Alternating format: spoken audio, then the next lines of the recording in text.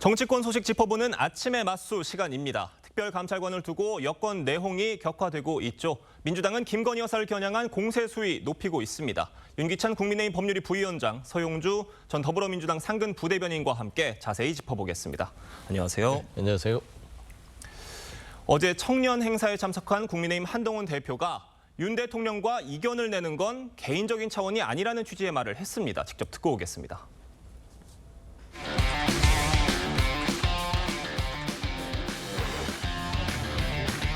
첫 번째 면접자 한동훈님은 제가 여러 가지 이견을 많이 내고 있죠. 당대표로서. 우리 모두가 사는 길이라고 생각해서 내는 것인데요. 제가 대통령에게 반대하는, 개인에 반대하는 것이 아니죠. 정책에 반대하는 목소리 자유롭게 공개적으로 낼 수 있습니다. 윤기찬 부위원장님, 들으신 것처럼 한동훈 대표가 윤석열 대통령에게 반대한 건 개인적 반대가 아니다 이런 말을 했어요. 왜 이 시점에 이런 말을 했을까요? 그러니까 여러 가지 의견이 있기 때문에 아마 명분을 얘기하신 것 같아요. 예. 그러니까 보수 내지 당정이 다 사는 길은 이렇게 반대를 공개적으로 해서라도 사실 잘못되고 있는 것을 바로잡아야 되겠다. 그것이 다 사는 길이다. 이런 취지의 말씀이죠. 예. 그런데 이제 조금 아쉬운 부분은 거기서 당대표로서 반대한다라는 취지로 말씀 주셨잖아요. 개인이 반대하는 것이 아니고 네. 또 대통령 개인을 반대하는 것도 아니고 그렇다면 당대표로서의 의견을 개진하기 위한 절차는 다 거치는 것이 어땠을까. 그러니까 여러 사람의 의견을 취합해서 그 취합된 의견을 당대표로서 개진하는 이런 절차를 앞으로 조금 더 보완해 주시면 저런 명분에 부합하는 본인의 정치 노선과 상관없이 그런 해석이 더 가능해지지 않을까라는 생각을 합니다. 그러니까 대통령 개인에 대한 반대가 아니고 네. 당대표로서의 반대다 뭐 이런 취지의 말인데 이게 뭐 확전을 피하려 한다 이런 분석도 있어요. 어떻게 들으셨어요? 그게 아니라 조금 더 좀 뭐라자면 뼈 있는 말이죠. 예. 대통령님께 드리는 말씀이에요. 공사를 구분하셔라. 왜 공과 사를 구분하지 못하시냐. 제가 지금 김건희 여사에 대한 문제를 하는 건 본인의 배우자, 개인의 배우자인 김건희 여사에 대해서 뭐라고 하는 게 아니라 예. 전체적으로 대통령의 영부인으로서 공적 지위가 없음에도 나라를 어지럽히고 있고 여러 가지 공정과 상식을 무너뜨리고 있기 때문에 김건희 여사 문제를 해결해야 되는 것들, 이거는 사적인 부분으로 저와 대담하려고 하지 말고 불쾌하지 말고 공적 이유로 생각해봐라. 같이 살자. 이 얘기거든요. 그래서 예. 저는 한동훈 대표가 더 각을 세웠다고 봐요. 그래서 저는 이 부분에 대해서는 대통령은 절대 안 들으시겠으나 본인의 정치를 위해서 이제 내뱉은 말이다라고 보시는 게 맞을 것 같습니다. 근데 사실은 정책과 관련된 말씀 많이 하셨거든요. 예. 그러니까 정책과 관련해서 대통령실과 반대되는 의견을 내는 것은 이라는 얘기를 많이 했기 때문에 사실 뭐 김건희 여사와 관련된 문제에 국한되는 것은 아니고 정책적인 측면, 뭐 특별감찰관 얘기일 수도 있는 거고요. 그래서 약간은 좀 더 나아간 해석이 아니신가 우리 서용조 대변인께서. 예. 네, 지금 특별감찰관 도입을 놓고 한동훈 대표의 말을 두고 여러 가지 말들 나오고 있습니다. 친한계와 친윤계의 기싸움 이어지는 가운데 한 대표와 추경호 원내대표가 합의점을 도출해야 한다는 목소리 나오고 있습니다. 목소리 듣고 오겠습니다.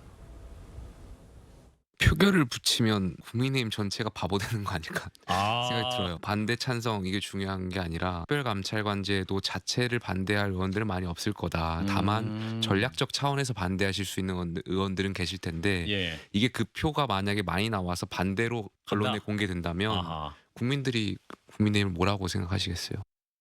이어서 질문 또 드려볼게요. 친한계와 친윤계 간에 지금 특감 추천 제도를 놓고 지금 계속 평행선을 달리고 있습니다. 언제까지 이 평행선 이어질 걸로 보십니까? 이게 결국은 뭐 의총에서 결론을 내야 되겠죠. 그러니까 네. 한동훈 대표와 추경호 원내대표가 두 분이 만나서 얘기해가지고 합의점이 도출되면 제일 좋고요. 예. 근데 합의점이라는 게 쉬워 보이진 않아요. 왜냐하면 자 의원총회에 붙이는 안건의 내용 자체도 네. 예를 들면 이 안건에 대해서는 추경호 원내대표가 일임하자 이런 안건이 될 수도 있는 거고요. 예. 그런 안건을 붙이는 걸 수도 있고 또는 특별감찰관을 반대하는 찬성한 이런 안건은 붙일 수가 없어요. 그거는 다 찬성하기 때문에 거의 다 찬성합니다. 네. 다만 북한인권재단 이사 추천과 연계해서 할 것인지 원내 전략이기 때문에 이것을 추경호 원내대표한테 일임하자 이런 안건이 있을 수 있는 거죠. 네. 그러니까 어떤 내용의 안건인지가 일단 합의가 되기 어려울 것 같아요. 네. 그러나 한동훈 대표와 추경호 원내대표가 만나서 만약에 합의점을 도출하고 시기를 늦추거나 조금 더 논의하자는 식으로 가게 되면 조금 당내 갈등은 잦아들지 않을까라는 기대를 하고 있는데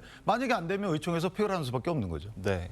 지금 의총이 열린다고 하면 결국 말씀 주신 것처럼 안건이 가장 쟁점이 될 거, 어떤 안건이 올라가느냐 이게 네. 쟁점인데 간다면 결국 표결로 갈 가능성 나오고 있습니다. 여당 내에서는 이 표대결은 막아야 한다 이런 목소리 나오고 있고요. 지금 야당에서 보시기에는 여당의 이 표대결로 가는 상황 어떻게 보십니까? 그러니까 지금 현재 국민들이 여당과 대통령실을 바라보는 눈길은 네. 아니 특검을 해도 이게 부족할 판에 무슨 특감이냐, 뭐 특감이 대수도 아니고 예. 아니 본인들이 대선 공약으로 내세웠던 특별 감찰관을 무슨 표결을 하냐. 이건 국민들의 희대 웃음거리가 되는 겁니다. 그렇기 때문에 결국에는 이런 좀 희화되는 것들을 피하자라고 생각하고 한동훈 대표가 아마 추경호 원내대표를 만난 것 같아요. 예. 생각해 보세요.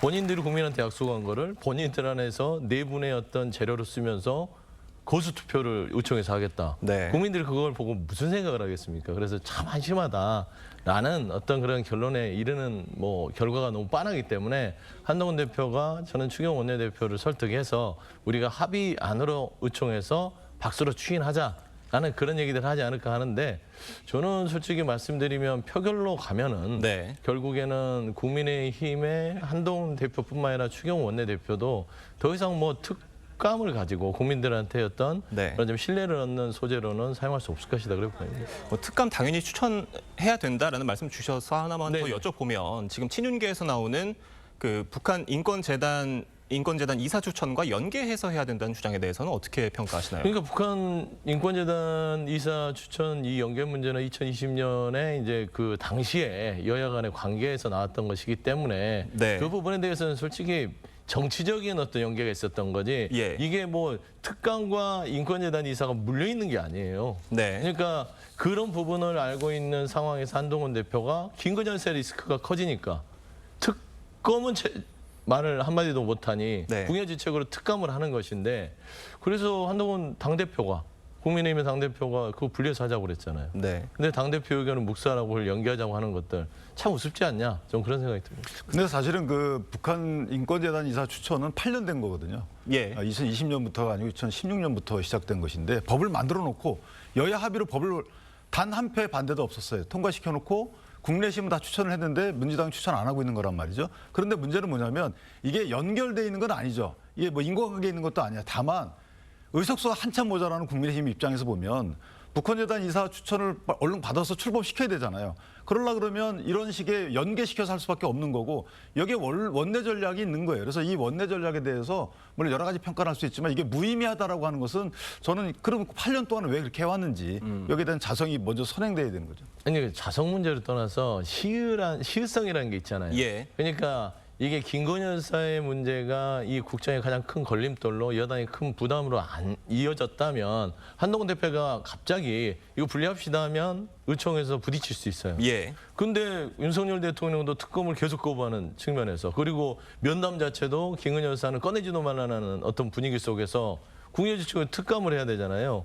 근데 이거를 연계해서 하면 아무것도 할 수 없잖아요. 그래서 그런 의미에서는 이거 분리할 시점은 맞는 거는 같으나 네. 그건 이제 국민의힘이 알아서 하는 겁니다. 네. 이걸 뭐 특감 가지고 이 난리를 펴서 국민들한테 웃음거리가 될지는 그 당의 문제지 않을까 저는 그런 생각이 듭니다. 아침에 맞서다운 뜨거운 토론 펼쳐지고 있는데요.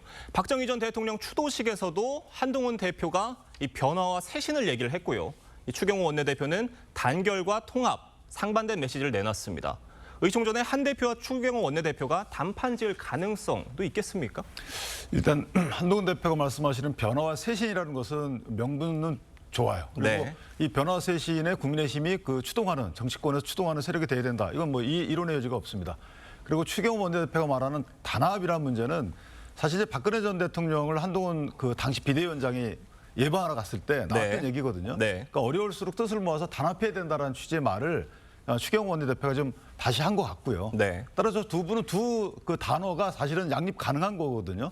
그러니까 단결과 단합을 해치는 변화 쇄신이 있을 수 없는 거고, 그다음 변화 쇄신의 변화의 대상이 국내심의 일부 정치 세력은 아닐 것이고요. 네. 그렇다면 두 단어가 양립이 가능한 거기 때문에 두 분이 만나서 여러 가지 사태에 대해서 서로 간의 오해를 풀면 네. 저는 합의의 가능성도 없지 않아 있다 이렇게 생각합니다. 이런 가운데 한동훈 대표가 모레면 벌써 취임 100일 기자회견을 한다고 합니다. 어떤 이야기 나올 걸로 보십니까? 일단 뭐 변화 쇄신 얘기를 할 것 같아요. 예. 미리 던진 것이죠. 한동훈 네. 대표 스타일이 먼저 밑밥을 까는 스타일이더라고요. 예. 그래서 그 방향을 얘기하는데 곧 있으면 한동훈 대표의 100일보다는요. 네. 윤석열 정부의 절반이 도래합니다. 네, 11월이면. 그렇죠. 네. 11월이면 이제 윤석열 정부의 절반인데 과연 국민들한테 얼마나 신뢰를 얻었는가? 예. 라는 측면에서 전 추경호 원내대표의 통합의 메시지는요. 굉장히 집권여당으로서 무책임하다고 봅니다. 결국에는 국민의힘의 추경호 원내대표를 비롯한 친윤 그룹은 그냥 윤석열 대통령과 김건희 여사의 리스크를 업보로 생각하고 예. 국민의 도를 맞아가면서 똘똘 뭉쳐서 갈 것인지 전 그런 메시지로 간다면 결국에는 못 버틸 거라고 봐요. 그래서 저는 한동훈 대표는 그런 어떤 마음들을 국민의 눈높이에 안 맞는 당의 행보들을 깨기 위한 아마 강한 변화와 혁신의 메시지를 낼 것으로 좀 보입니다. 지금 근데 대통령실이 변화와 혁신을 안 하겠다는 게 아니잖아요. 그러니까 이게 변화와 혁신의 프레임, 단결과 뭐 단합의 프레임 이것이 되게 중요한 이유가 또는 위험할 수도 있는 거예요. 그럼 변화와 혁신의 범위, 같이 함께 갈 사람들과 변화와 혁신의 대상 이것을 구분하게 되는데 정치권에서 통상 변화와 혁신은 당 대 당이었잖아요. 예. 이 당은 변화와 혁신을 추구하고 그러면서 저 당은 변화와 혁신을 거부하는 정당으로 갈등 구도나 전선을 만드는 것인데 만약에 당내 형성이 된다 그러면 이것을 단합을 해치는 꼴이 안 되겠습니까? 그래서 한동훈 대표께서 말하는 변화 혁신의 범위는 국민의힘 전체다. 전체가 함께 가는 변화 혁신인 것이지 그런 의미에서 보면 단결하고 같은 의미예요. 그래서 지금 서 대변인께서 얘기하시는 건 동의하기 어렵다. 네. 지금 한동훈 대표와 이재명 대표의 2차 회담도 초읽기에 들어갔다는 전망 나오고 있습니다. 이르면 이번 주, 뭐 다음 주 얘기도 나오는데 그 회담 테이블에서 어떤 얘기 나올지 좀 관심인 것 같아요. 지금 특검을 각각 특검을 주장을 하고 한동훈 대표 특감 주장하고 있는 상황인데 이 내용 회담 테이블에 오를 수밖에 없겠죠. 그렇죠. 100% 오르게 돼 있겠죠. 그러니까 지금 민생이 가장 중요합니다. 예. 그런데 그 민생을 가로막고 있는 건 김건희 여사 리스크예요. 네. 그러니까 김건희 여사 리스크를 어떻게 해결할 것인지에 대해서 얘기가 나오겠죠. 그러니까 민생에 집중하기 위해서는 지금 국정에 가장 큰 걸림돌로 작용하고 있는 김건희 여사의 리스크. 네. 대통령조차 내놓지 않고 있는 이 리스크를 해소하지 못하면 민생은 그 밑에 깔려서 움직이지도 못하는 상황인 거예요. 그래서 결국에는 지금 여야 대표 회담이 준비돼 있으나 민생 얘기에 있어서는 앞서 일의 순서가 그렇지 않습니까? 뭔가 솔루션을 제시해서 해결해놔야 그 다음 스텝을 가는 것이기 때문에 네. 저는 이제 특검에 대한 문제들이 아마 이재명 대표 입에서 나올 것이고 한동훈 대표도 특감 얘기를 할 것이나 그거는 본질적인 문제 해결이 안 되기 때문에 네. 저는 일정도 아마 국민의힘의 의총 특감이 어떻게 될 것인가 그게 네. 해결된 뒤에나 진행될 것으로 보이거든요. 네, 그래서 결국에는 가장 큰 화두는 김건희 여사의 리스크를 어떻게 해결할 것인가. 네. 그게 화두가 될 것 같습니다. 이재명 대표는 특검, 한동훈 대표는 특감. 합의점이 나올 걸로 보십니까? 그런데 사실은 이제 김건희 여사에 대한 문제점을 해결하고 가야죠. 네. 근데 뭐 해결의 방식에 관련된 여러 가지 논쟁이 있는데 그것이 민생하고 직접적인 관련은 없어요. 예를 들면 한동훈 대표는 아마 금융투자소득세 관련돼서 이거 법안 폐지하자라는 의견을 내실 거고요. 거기에 특감도 물론 올라가겠지만 그러니까 민생 위주의 아마 대표회담을 갈 것이고 이재명 대표께서는 민생이라고 말씀 주시지만 사실은 여러 가지 정치공세형 이 대표회담의 선전선동의 장이 될 것이다. 저는 개인적으로 그렇게 생각합니다. 회담 의제를 놓고 여야의 치열한 수싸움 벌어질 것 같습니다. 이런 가운데요. 민주당은 오는 주말 이 김건희 여사 규탄 장외투쟁을 예고하고 있습니다. 다음 달 14일에는 김건희 여사 특검법 본회의 통과도 추진하고 있는데 이 시점이 참 미묘하다는 얘기들이 계속 나오는 것 같아요. 왜 그러냐면은 다음 날 15일에는 이재명 대표 선거법 1심 선고가 있잖아요. 어떻게 좀 평가하시나요? 아니 가끔씩 이 시점을 놓고 얘기를 하는데 예. 그럴 것 같으면 왜 14일 날 전해야 합니까? 당일날 선거 나오면 15일 날 하지. 예. 그게 훨씬 더 이슈를 죽이기에 좋잖아요. 네. 그러니까 이제 이런 부분들은 그냥 당에서 이걸 고려해서 했다기보다는 이게 말하자면 이 표결로 이어지는 재의결 표결로까지 이어지는 그 일정들을 고려했을 때 네. 이 시점이 맞겠다 한 것이에요. 예. 그러니까 당무를 이재명 대표 선거에 맞출 수 없는 거잖아요. 반대로 얘기하면.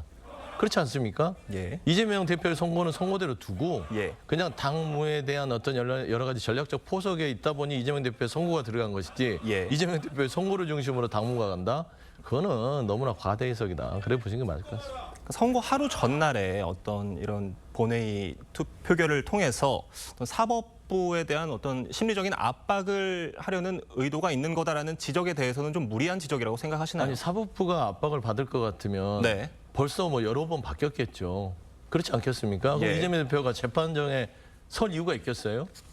그러니까 대한민국 사법 시스템을 그렇게 예. 허술하게 보는 사람들이 하는 말이에요. 예. 사법 시스템이 사법 시스템대로 가는 것입니다. 네. 그것까지 무너진다면 대한민국에 존재의 이유가 없다. 네. 그러니까 말하기 좋은 분들이 이재명 대표를 비판하기 위해서 하는 것이지만 사법 시스템에 무슨 압박을 가하고 그 압박의 영향을 받을 사법 시스템도 아니다라는 점에서는 네. 너무나 여러 가지 불필요한 어떤 해석은 필요 없다 그런 말씀을 드립니다. 어떻게 그러니까 오해 평가하시나요? 소지 있는 행동은 맞죠. 사실은 이제 사법부가 AI가 판단하는 게 아니잖아요. 사람이 예. 판단하는 건데 사람의 마음이라는 게 겁을 먹을 수도 있는 거죠. 그러니까 겁먹게 하는 행동의 일환일 수 있어요. 왜냐하면 검찰총장도 탄핵하겠다고 하는 마당이기 때문에. 예. 또 하나는 이제 저게 그 대통령의 임기 단축을 위한 본인의 피선거권 박탈 이전에 대선을 치르겠다라고 하는 큰 목표 아래 움직이는 거라고 볼 수도 있고요. 네. 또 하나는 당내에서 만약에 본인이 그 사법 리스크가 현실화되게 되면 리더십에 대한 위태로움 이것을 피하기 위해서 뭔가 자꾸만 싸우는 거예요. 여당과 싸우고 대통령과 싸우고 해서 다른 당내 다른 세력들이 어떤 뭐 정치 공간을 확보하지 못하는 이런 수단의 또 일환이기 때문에 전혀 민생과 상관없는. 왜냐하면 민생과 상관이 있었으면 국감을 저렇게 치를 리가 없잖아요. 네. 김건희 국감으로 치렀잖아요.